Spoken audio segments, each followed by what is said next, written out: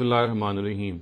The misconception that we're going to discuss today vis-a-vis Islamic dietary directives is the notion that there are some Muslim brothers who believe that, of course, selling and purchasing items which are prohibited, edibles in particular, of course, this is something which cannot be thought of. A Muslim cannot buy or sell liquor. He cannot indulge, for example, in any trade or any business which involves these prohibited edibles.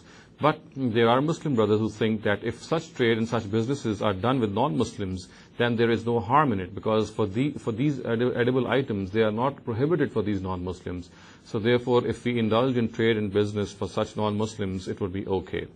Now, in order to understand this misconception, it is imperative that we understand that these prohibitions primarily in Islam the basis of these prohibitions is that they cause moral misconduct in a person. They are instrumental in affecting his tazkiyah, his purification, and so therefore it has been prohibited that a Muslim should consume certain edible items.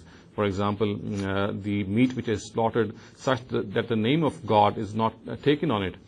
Similarly, liquor and similarly pork, all these things have been forbidden in Islam because primarily these are the things which affect the purification of a Muslim. And since this is a universal issue, since this is a moral issue, so Muslims must be very careful. They cannot be selective in this regard. They cannot say that since these things have not been forbidden for non-Muslims, so therefore it is okay to indulge in trade and business of these items or these edibles with non-Muslims. No, it is not.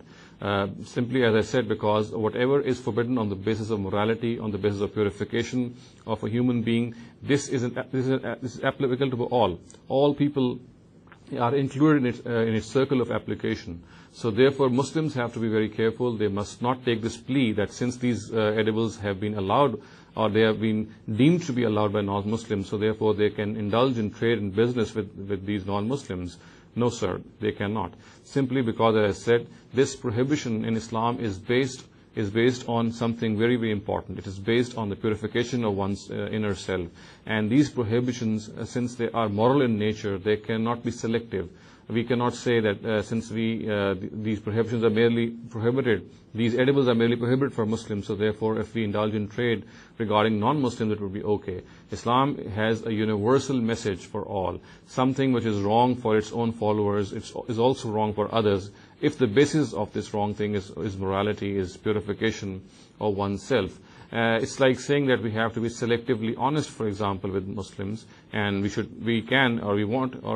situation arises, we can be dishonest with non-Muslims. Of course, this would again be a wrong conclusion. So just as we cannot be selective in morality between Muslims and non-Muslims, we should also not be selective in this particular aspect. So therefore, we can say, very safely say, that Muslims should not take this plea at all, and they should not indulge in any business which involves prohibited edibles and taking the plea that these prohibited edibles are allowed for non-Muslims.